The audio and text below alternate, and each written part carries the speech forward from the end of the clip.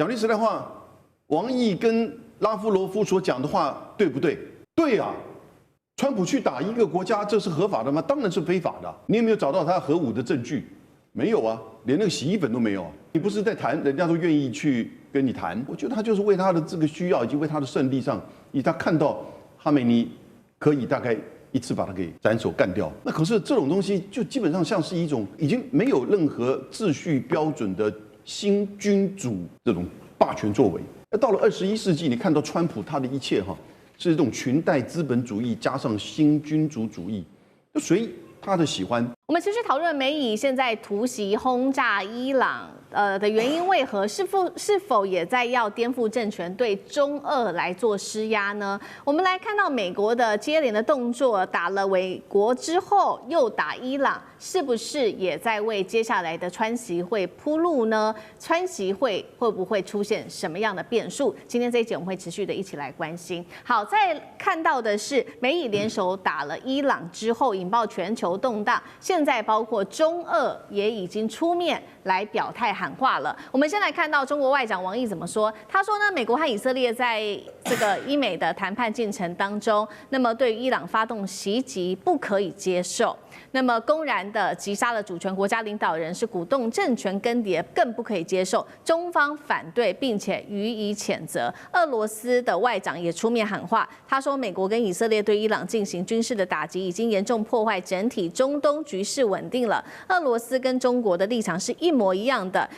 俄罗斯希望跟中国一起加强协调与沟通，呼吁立即停止战事，回归外交谈判的进度当中。中俄现在等于说直接两方都已经站出来力挺伊朗到底了，主要原因就是他们在不管是经济上或者是军事上，跟伊朗都有长期的合作，也被视为是重要的盟友。这一次伊朗遭到攻击，同时也当然会打乱中国大陆跟俄罗斯在中东原本的布局。但是我们也来稍微回顾一下，川普在今年他的动作非常的多，打击的对象从先前的委内瑞拉到现在的伊朗，怎么都跟中俄有关系？会不会他剑指的就是中俄，而特别是不是剑指中国大陆？杨老师又怎么解读？我就引一位大家都知道的，就是美国的学者葛兰仪，他在 X 上面发表一篇，他说北京对台自有其自身的时间表跟战略，不会受到伊朗、委内瑞拉或乌克兰的强烈影响。那些纸上谈兵的中台关系专家，括号，应该停止预测习近平会利用每一次全球危机来夺取台湾。其实从昨天到现在我们在台湾也好，不管在美国也好，好多人在说美国攻打伊朗会造成这个两岸之间的稳定啊，还是什么的，一大堆预测都出来。我说这些人真厉害，葛莱伊一下打脸这些人。讲句实在话，王毅跟拉夫罗夫所讲的话对不对？对啊，川普去打一个国家，这是合法的吗？当然是非法的。你有没有找到他核武的证据？没有啊，连那个洗衣粉都没有啊！你不是在谈，人家都愿意去跟你谈。你要打，其实我们刚刚讲了，我觉得他就是为他的这个需要，以及为他的胜利上，以他看到哈梅尼可以大概一次把他给斩首干掉。那可是这种东西就基本上像是一种已经没有任何秩序标准的新君主这种霸权作为。到了21世纪，你看到川普他的一切是这种裙带资本主义加上新君主主义，就随他的喜欢。那一定有大国要出来讲话，连英国这次都只是同意美国用他的基地，但是英国都没有说我支持这个作为，但是他强调他不参与。欧洲国家都说这会造成严重的影响，只有一个国家第一时间跳出来支持川普，高市早苗。那是因为他们需要川普这个支持来对抗中国。可是，在今天的国际秩序其实已经没有什么秩序可言，强国的随意的作为真的是随他喜欢。那但是这个时候有大国出来讲话，我们就把它去做等号，说你看这个都是跟中国、俄国关系密切。某种程度也许是。那伊朗2015年跟中国大陆谈成了一个几十亿美元的石油方案，但是这一次举例而言，伊朗每天出口300万桶的石油，大概有84%往中国大陆。对，就算300万桶都没有，其实对中国影响也不大，因为那个比例很小。那它也可以立即的从俄罗斯跟别的地方取得这个替换，而不像是我们台湾其实从尼米兹从中东来的，占我们的原油进口大概是60%，占天然气大概是2%，所以对日本、韩国、台湾影响比较大。因此，这个时候你来说，这到底跟谁关系密切，可能都忘记跟我们台湾关系最密切，所以这个时候，很多这种所谓纸上谈兵的一些战略专家会告诉你，从他的政治的立场或者是意识形态，那美国也是一样，同样会有这样一个说法。可是我们已经回到了一种现实主义的丛林法则了。那这个时候，你不需要从所谓的过去的那种思维、意识形态来去看待。我觉得中俄在这一次的立场上，当然是觉得美国是跨越界限，可是呢，他也知道这个是现在新的国际丛林法则。那他所说的，也许我们认为是没错，但是又能够影响现实如何呢？美以之间的这一场战争也涉及到了这当中的情报战是成为关键，因为伊朗的高层，不管是哈米尼或者是伊朗的48名的高层，全部都团灭。现在根据了解，是因为在看牙医的时候被渗透追踪在里面有这个追踪器吗？伊朗的政权是不是有可能真的这一次就被颠覆了？他喊出的接下来会有3巨头来接班，真的有机会浮出台面吗？我们今天会一次的来做解读。好，赶快来看到，其实呢，这一次川普说了，他一口气歼灭了哈米尼之外，还有48名是伊朗的高阶官员接班人选。川普说，甚至连这些人都已经被美国给灭了。真的是这样子吗？我们会持续的做关注。那么包括的《纽约时报》跟《华盛顿邮报》也最新披露说 ，CIA 其实追踪了哈米尼长达好几个月的时间，早就已经详细的掌握哈米尼的所有的一个动态跟他的行踪，并且在最后的时候呢，确定了28日早上的时候，伊朗的高层会举行3场的高层会议，那地点也都知道了，包括在总统府、哈米尼的官邸跟国家安全委员会等地之后，美以是立刻调整了他们的攻击计划，就开始展开攻击了。所以当时的 CIA 是把他的这个定位情报偷偷的交给了以色列，于是以色列也就在清晨的时候，突然间战机起飞，向哈米尼官邸投下了30枚的炸弹。那么伊朗的高层几乎在这样的一个情况之下是全军覆没了。情报战关键的地方更是来自于 X 上面特别做的爆料，也就是主要靠的是摩萨德，他装成牙医师，还有呢伪装成内科医师，潜入到了伊朗境内，在帮伊朗的高层植牙的时候，也植入了追踪器，在这个当中才可以精准的掌握了伊朗高层他们的所有行踪。美以的情报单位真的有这么厉害吗？连植牙都可以植入追踪器？吕舰长怎么看？我们真是大开眼界。上一次呢是真主党的呼叫器出问题，那还有后来又延续到了行动电话出问题。至于说这个呼叫器跟行动电话突然变成炸弹了这件事情，还没结束，大家还在怀疑之中。现在连植牙都出问题了。不过植牙这个问题它应该不是这么的单纯，也就是说，中间出现一个助手。然后来帮他在植牙的里面装上了追踪器，这一个科技不难。可是我们想一想，我们每一个人在看牙科的经验，那我们是不是都找我们熟识的医师？那这个也就是这些熟识的医师已经被渗透。那到底是怎么被渗透的？这是除了我们现在讲到伊朗这个面对的现在的这个残局之外我们其他的国家都要想一想，既然摩萨德做得到，你的一个潜在的一个对手是不是也做得到这件事情？那如果说我们讲到说因为现在已经进入 RFID 的这一个世界了，也就是它可以透过各种的方法追踪到你的位置，所以我们在想到说如何遮断这些讯号。那或许这我们现在的这些国家应该研发这个讯号遮断器。然后呢，随时携带在这一些国家重要的军政的领袖上的这个身上，然后虽然可能无论是呼叫器、行动电话，或者是植牙，未来是不是连眼镜都会出问题啊？但是它如果有遮断器的话，那事实上就可以免除这个部分的悲剧的发生啊。不过道高一尺，魔高一丈。那以摩萨德来讲，他还会想出更邪恶的方法。对，好，这是来自于这一次的关键。为什么这一次的攻击可以成功的关键之一，就是因为摩萨德的这一场情报战。那伊朗现在也说了嘛，其实在这个战争正式的爆发之前，他们就说早就已经准备好接班计划了。但是我们刚刚也提到了，川普说啦，他也把他的接班人都消灭掉了，真的是这样子吗？因为当初呢，这个伊朗早就已经布局的接班计划，包括了核心3巨头。这当中，第一个我们看到3张照片，第一个包括他的总统，目前的总统就是裴泽斯基安之外，还有司法总监，另外一位是宪法监护的委员会法学家。那么这一段期间，他们会负责就是稍稍稳定。伊朗国内的一个政局的稳定。那哈米尼自己其实他在生前也有点3位接班人，那包括了刚刚我们特别提到的这一位司法总监之外，还有他们的幕僚长跟改革温和的这个神职人员等等。有没有可能川普这一次的行动就可以把这些接班人给完全的铲除掉，甚至撼动到伊朗的神权政权呢？杨老师又怎么看？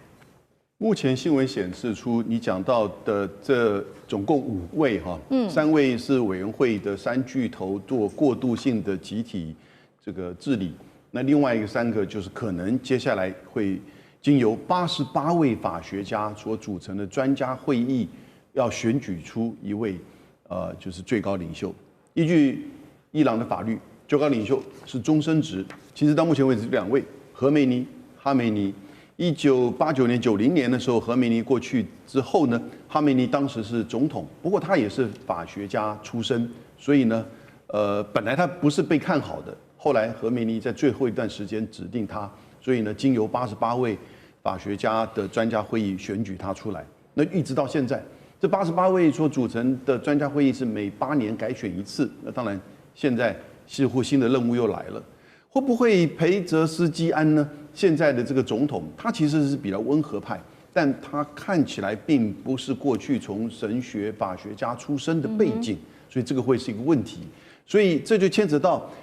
改革派跟现在的这个政府跟神权组织，还有就是革命卫队，还有不要忘记哦，伊朗很特殊的叫做基金会啊，也就是许多真正是掌握这个金钱的这个机构啊，他们到底会去支持谁？那这一段期间呢，其实因为最高领袖被这个斩首嘛，所以在言辞上现在都是非常的强硬。我们看到另外有一位叫做拉里贾尼，拉里贾尼是之前现在的国家安全会议的委员长啊，或者是说秘书长。他在2015年跟美国、欧盟包含中国、俄罗斯谈出了核子协议。他也是过去担任过伊朗的议长12年，然后也是这一次在跟美国在进行谈判的人，在差不多12个小时之前，西方的媒体《华尔街日报》说他说愿意跟美国再继续恢复谈判，结果差不多在就是1个小时早上起来，然后呢他又在社交媒体上面说拒绝谈判，所以显现出什么意思？也就是说务实派然后呢，理性的这个希望面对把这个情势稳定下来的声音，那在这个所谓的政权交替或者是政权斗争的过程当中呢，其实被压下来，他的声音被压下来。因此，我觉得似乎在这段时间谁的声音更加的激进强硬，似乎最后有可能取得成为最高领袖。但这样一个最高领袖诞生对伊朗是好的吗？我们就不知道了，因为也许他选上了位置的时候，你知道吗？换了位置就换了脑袋嘛，大家就了解到伊朗其实现在哪有什么真正的军事实力去跟美国对抗不管你美国再怎么样的错，所以呢，也许最高领袖选出来之后的这段期间但到选出来之前的这段期间，伊朗的这个情势的动荡大概还是会持续的。好，一方面这个伊朗的接班人是谁，接下来还会再持续的经过选举。那一方面，川普接下来要怎么样去控制住这个伊朗这么混乱的一个局面？现在呢，川普他最新的喊话了，他说伊朗他们想要跟美国来谈，他说我也同意谈，他们早就该这么做了。但是关键是，不管是伊朗方面谁来谈，或者是谈的时间、地点等等，到现在川普也没有说明。他也说了，之前曾经参与谈判的人现在都已经不在了。那外界也开始怀疑了，川普你的动机到底是什么呢？因为发现呢，川普上台之后，他发动了许多场的攻击对其他国家，但是呢，外界认为说只是对这些国家乱轰炸而已，迫使就范，甚至只是为了美国自己的利益，像是石油等等，川普根本没有意要重建其他国家或者是稳定他国的政权，有这样子的一个说法。那委员又怎么看？真的伊朗能够出现更好的政权吗？川普在想什么？中东地区不会产生什么大动乱，大家不用担心哈。石油价格在开战的时候从72块一下子涨到81块，现在又跌回来74块。那石油商都不担心，你担心什么啊？第二个，这个伊朗内部呢，因为伊朗现在弱化，因为它的经济矛盾越来越严重，它的社会矛盾也越来越大，它的这个民族摩擦也会越来越大。那这个就看不管用什么方式选出来领导人，你如何去面对这个局面。如果不行的话，你还是会像苏联一样垮台啊！不要管它什么宗教力量有多强啊，那个都是经不起经济动荡的摩擦哦。这是我们必须很客观去面对这个事实啊。这个你再相信什么样的宗教信仰，你肚子饿的时候，你会把它抛到一边去啊。那个大家不要误会哈，那个我们在谈那个什叶派的法学家哈。那个法学家不是我们经常在法学念那个法学家，那是伊斯兰教法的法学家，他只是挂法学家之名，跟法学没有关系，没有关系哈。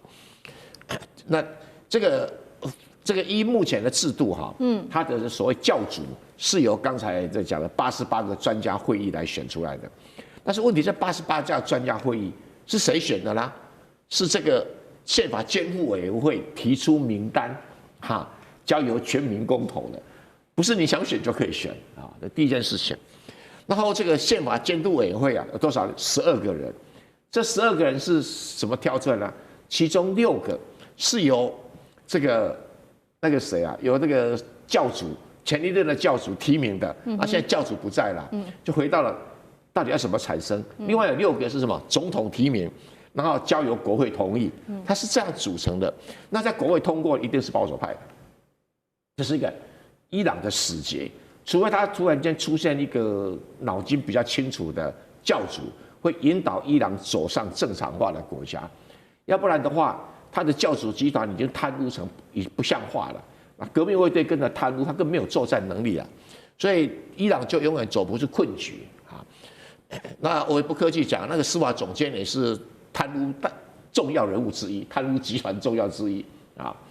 那对于这样的一个体制啊，这3个人只有1个人不贪污，就是费泽斯基安不贪，他没地方贪啊。这个就是我们要了解伊朗现在的矛盾啊。那会贪污的他就不会想要打仗啊，你不要以为会贪污了他会训教啊，他会干嘛？放心啊。那所以对于这个伊朗会衰落一段很长的时间，那对外无力，对内动荡不安，那直到了有什么解决方法呢？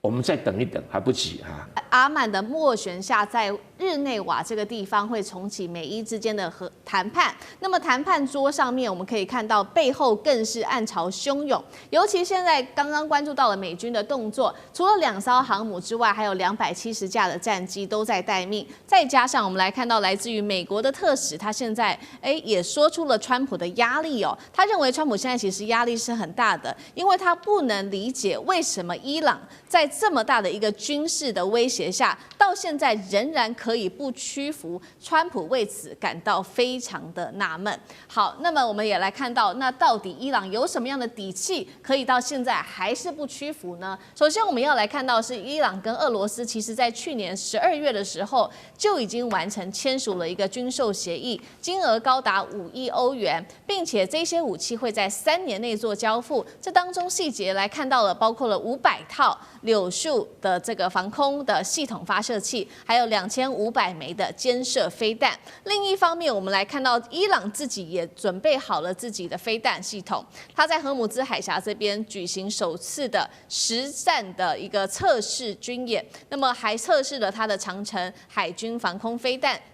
赛亚德3G。今天我们会请来宾特别帮我们解析这一些武器哦，可以建构的是150公里的防御网，拦截目标包括了有战机、无人机，还有巡弋飞弹跟海上巡逻机等等。所以今天节目一开始我们要来特别看到了遏制的这款武器，再加上伊朗的这个3G 的萨亚德，对于美军的威胁到底有多大？川普在这样子的一个压力下，还能像当年贝尔格勒大轰炸这样做，或者是说上次的午夜之锤这种快速打击，他敢做吗？干哥怎么看？好，所以说伊朗终究不是当年的贝尔格勒，也不会是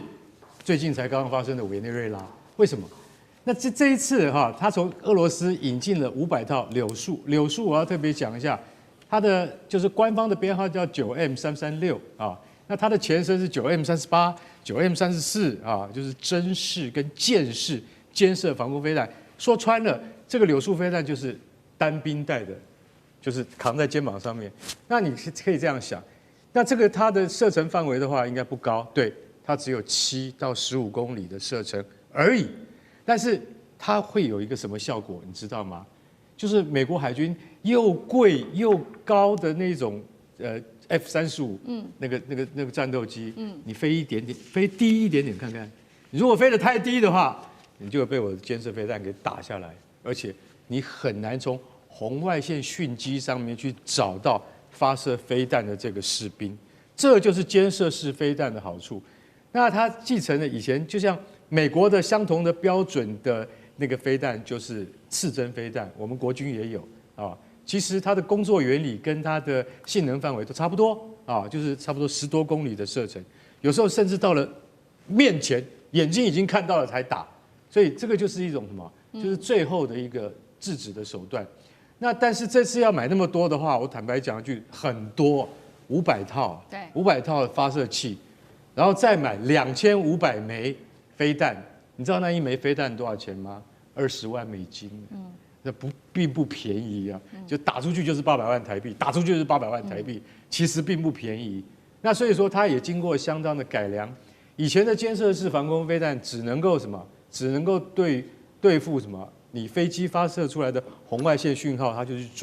去追那个热源，去追它。那现在它也可以发展到这个柳树飞弹，它可以主动找目标，主动去追目标，然后呢，它也不会受到另外的电子干扰。所以说，这一种飞弹，其实老实讲一句，是在这俄罗斯的部队里面最新的一种配备。那这次买了这么多，那我们就要讲说，如果美国航空母舰联队舰载战斗机联队在侵入荷姆兹海峡之后，直奔德黑兰的这一路上的过程之中，它会不会遭受到像柳树飞弹的这样的拦截？因为从去年的那个12日战争，当时以色列跟美国联手破坏了，把伊斯法罕那个核子设施给打得稀巴烂。那个时候俄罗斯并没有帮忙啊，没有站出来说我一定要赶快去帮伊朗一把或等等之类的。所以说，俄罗斯在这一次的交易之中，它也有一种好像是把去年没有答应伊朗的事情，今年这一次我悄悄的帮你完成一下，就是我偷偷帮你补齐了这一些这个防御措施。然后他们又在荷姆兹海峡首次展示了实战化的长程海军防空飞弹，叫赛亚德3G。赛亚德3G 其实就跟俄罗斯的那个就是舰上版的那个榛果树飞弹是一样的东西，其实它这次最大的意义是，它从伊朗海军的垂直发射系统发射出来，这个意义非常重大。为什么？因为一般而言的话，你只能够发射1枚，再补1枚。现在我用垂直发射系统，我可以连续多发。对于美国的舰队入侵，那个空军力量的入侵，它能够连续齐发的话，是美国海军它必须要忌惮的一点。所以我觉得这一次他们那个俄罗斯这个赶快帮忙了，他部署了这批飞弹。对于伊朗而言，是美国是对于伊朗而言是真的是及时雨，然后美国是必须要非常非常小心应付的。好，现在我们看到了，所以美国现在面对于来自于伊朗的压力之外，其实还有俄罗斯的协助。那其实川普现在考虑的事情，除了说刚刚我们特别提到的在军事上面压境之外，他其实考虑的还有包括干脆直接就斩首哈米尼父子，这样子做其实是最快的。那现在来自于《纽约时报》也特别做揭露，说川普你是有想到这一招，但是确实哈米尼早就已经做好准备了，他已经指派他的是最高国家安全委员会来替军政高层建立了4层的继任的顺序哦，也就是说，哈米尼一旦出事的话，政权是能够被无缝接轨的。那现在其实呢，川普还有专家们也都在担心的事情是，如果斩首没有办法立刻达成的话，恐怕会激起的是当地的民族的运动哦，把美军拖入在中东的泥淖当中。就算川普原本规划了2阶段的打击，恐怕都是无效的。介大使怎么解读？其实川普的剧本想法，其实你可以现在归纳起来，也不过看的就是6套。那么哈也没有，就是4套好了哈。那就是说，我们就分4套，分前2套跟后2套。前2套很简单，川普打的算盘就是说，他现在不断的军事集结施压，然后外交战场在施压，然后呢军事大军压境啊。他希望达到一个目的，就是什么？伊朗不战自溃。如果根本不要打你，你就自己就怎么讲？内部就怎么样？自己就怎么吵起来了？内部就把这个现在的这个政府就取代了，然后一团乱局。那这是美国希望得到。另外一个呢，要不战自降，压力那么大，就跟美国这位这个特使讲说，奇怪了，压力那么大，怎么还没屈服？他的意思就是说，要人家不战自降。是我压力军队放你旁边，你就自己准备投降吧，对不对？这是他两个想法，这是如意算盘。到目前为止，2个都没有发生啊。那另外一套2个剧本呢，就是战而后溃。有时候我出兵了，你就溃了，你就立刻怎么样？这个国防军跟这个革命卫队2个就干起来了，总统跟这个最高领袖2派人马也干起来了。一战的时候，2边就什么吵起架来，不战而后溃。那另外一个呢是战而后降。我跟你打了以后，发觉不行，我就投降了。可是这2个最大差别，前2套是不战而屈人之兵，后面你要战而屈人之兵，对不对？那川普显然他不想战，因为昨天川普又出来解释了，因为美国的媒体就在那边说实话，我还好你没有领用太多美国媒体通通在造谣，而且都是为自己目的在造谣。有一个媒体，自由派媒体说，这个战争川普非常想打，川普是主战派，可是美国军方他的最高的统帅也就是说参谋长的联席会议就明白跟他讲，这场战争不能打，那个后果很严重，不要打。结果这个报道一出来以后，川普一看又火了，又出来主持记者会，他说这个报道纯粹是胡说八道，我是属和派，那个军方是主战派，军方很想打，我是不想打，我是希望透过外交解决。所以到底是怎么样回事？我觉得还是以川普为准啦。川普不想打，那这个东西你战而后溃有可能，战而后败也有可能。可是你要战，你就刚刚讲起来，那个伊朗手上的东西，美国也要算算，你也准备死多少人啊？你是准备死500人，还是死1000人？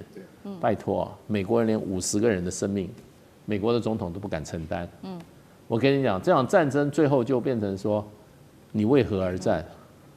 对不对？你为何而战？所以现在川普的问题就变成我觉得他的很大的一个问题就变成，他现在上马容易，军队都叫来，兄弟都叫来，大家都在那边摩拳擦掌，准备要退了就是要火拼了，对不对？那你突然不打，对，那这些来的人就说你开我玩笑。那其他在那边吃瓜群众也在想说你又来了，你又他口了，对，所以上马很容易。现在川普最大问题怎么下马？那这个下马，我们就看川普到底是什么，小打一下就跑呢，还是根本就找一个理由呢，就夹着尾巴就把军队送回去。美国记者已经讲了，美国媒体讲说，如果不打的话，这是平时美国历史上最大的一次威慑行动，成本是最高的一次，不打，可是呢，钱花的是最多的一次。好，现在川普打也不是，啊不打也不是，那反倒哈米尼都已经把他的4任的继任者都已经准备好了，现在看起来是鱼死网破吗？那总编辑又怎么看？其实我非常同意刚才大使讲的哦，其实川普不想打，为什么？川普上来，我们都知道，他最重要的政治目的就是要复兴美国。那整天打仗对美国来讲，如果他亲自下海，他不能复兴美国，美国会进一步衰弱。当然，对川普来讲，最理想就是像俄乌战争这种形式代理人战争，他军工企业各方面能够这个割韭菜，但显然伊朗目前的形势并非如此哦。因此，我认为如果未来形势走下去，它会介于一个委内瑞拉还有去年12日战争这样的一个混合的形式。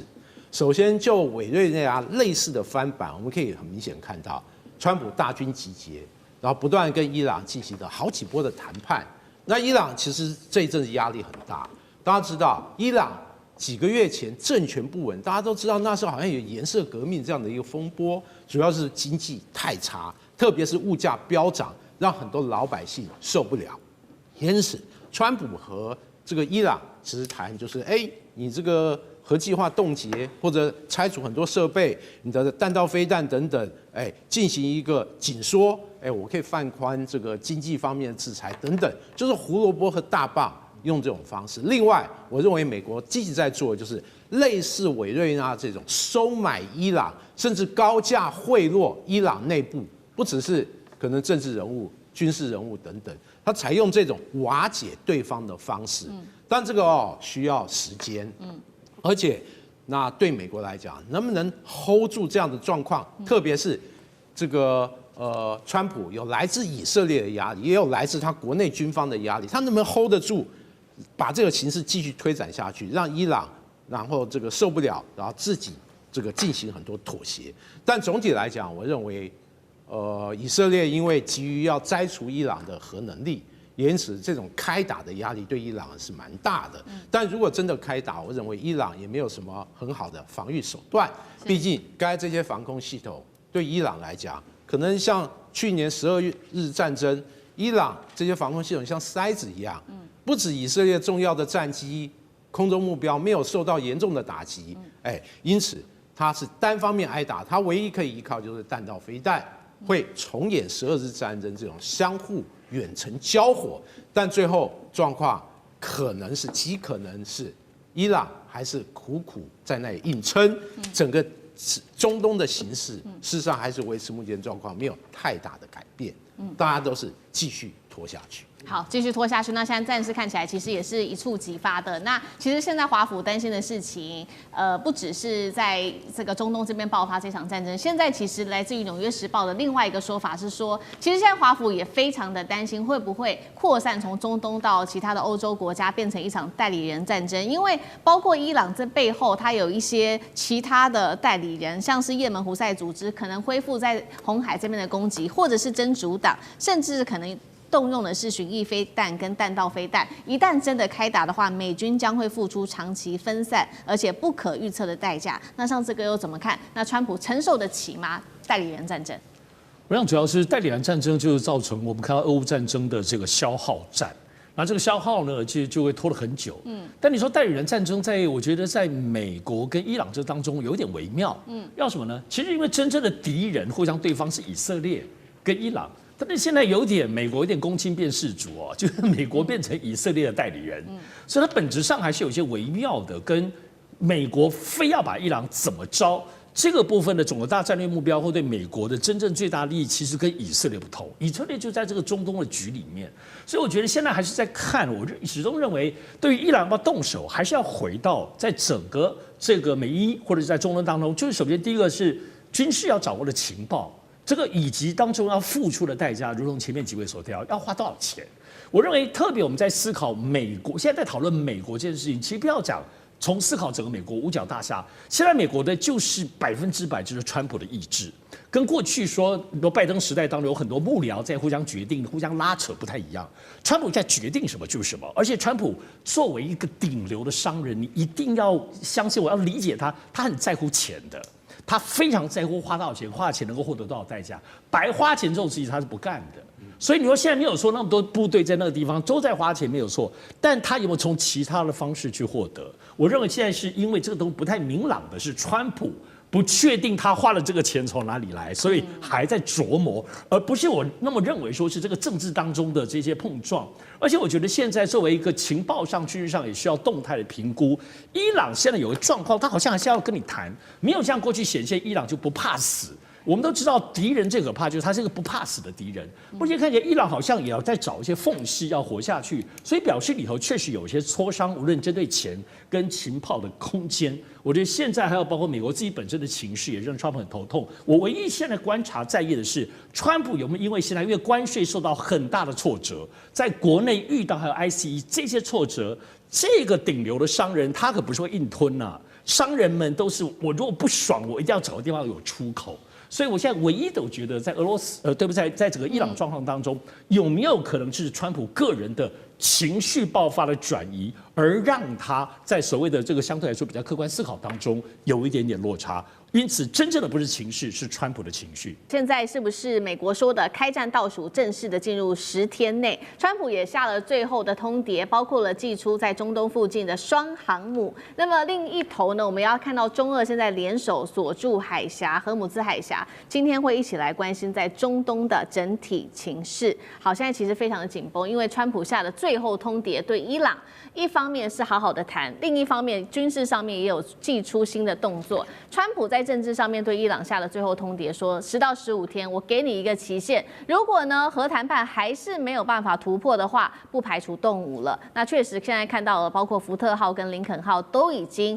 正式的进入在地中海跟阿拉伯海域，等于现在在中东地区已经针对伊朗形成了一个南北的夹击态势。其他强化部署的部分，我们也来看到美国祭出的各种270架各种的战机进入随时可以发动一个远距离精准打击的预备状态，并且呢也出动了美国的电战机，它的各式的预警机，并且在 F-16上也是第一次挂载代号是愤怒小猫的先进电子战的吊舱。我们来看到五角大厦也跟川普提出了很多他接下来可以使用的方案，这些方案包括了有限的精准打击、分阶段的升级，还有一个是斩首行动，这是最高的一个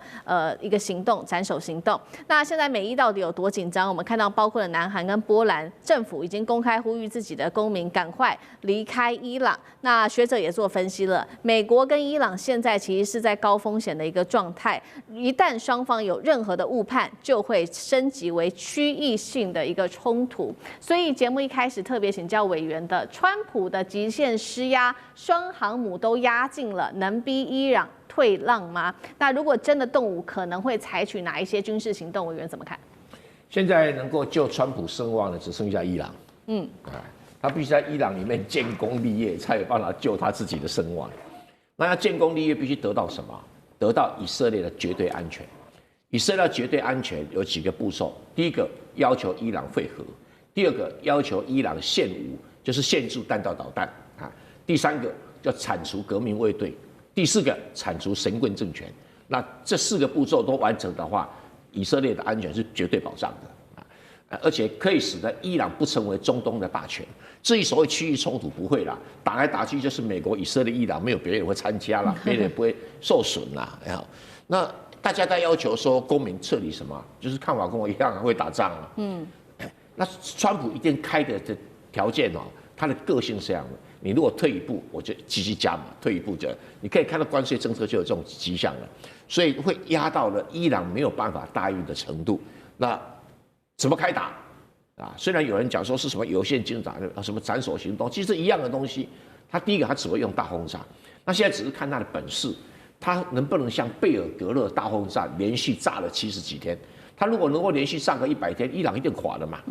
因为他炸的不是老百姓，他炸了政府机关、革命卫队，而且伊朗是毫无反击的能力。那有人在讲说什么中国、俄罗斯啊，跟那个伊朗啊，在那什么阿拉伯海啊，在这演习，那是无关紧要的事情啊。中国、俄罗斯也不敢插手，也没有能力插手，因为这场是空军之战，中国跟俄罗斯在那边毫无空军可言嘛。那对这个伊朗，他现在要面对的刚好就是这个政权最脆弱的时候，他这个经济搞垮了，社会声望也搞垮了，政治的这个所谓威望全都没有了。那这个就是美国推翻这个政权最好的时机。那有人说，哎呀，大部队没有上去就没法推翻，这个跟阿富汗不一样啊。阿富汗是说你要重建一个政权，你要保护新政权才需要这么做，他根本要成立政权啊，他就把老的政权炸得稀里哗啦的，让他到处跑，瘫痪掉就可以了。因为他现有的国防军就有机会，国防军很想政变，没机会政变，你创造他们让国防军政变的机会，没什么不好啊。所以不是伊朗本身也不是每一个人都反对美国去轰炸伊朗。甚至有的还暗中窃喜，你最好把这些哈梅尼都炸死了啊！只是情报领不领而已啊。所以这神棍政权、这革命卫队声望已经掉到谷底了。现在就看川普如果把这些铲除的话，那以色列的安全程度当然提高。战争以色列会受点损失可以，但以色列经得起，没有问题了啊。所以虽然这些配备啊等等，重点还是我刚才讲的，贝尔格勒大轰炸了70几天。你能不能轰炸100天？有没有这个本事？因为很多很多的弹药啊，很多很多的武器啊。那如果行的话，伊朗一定垮，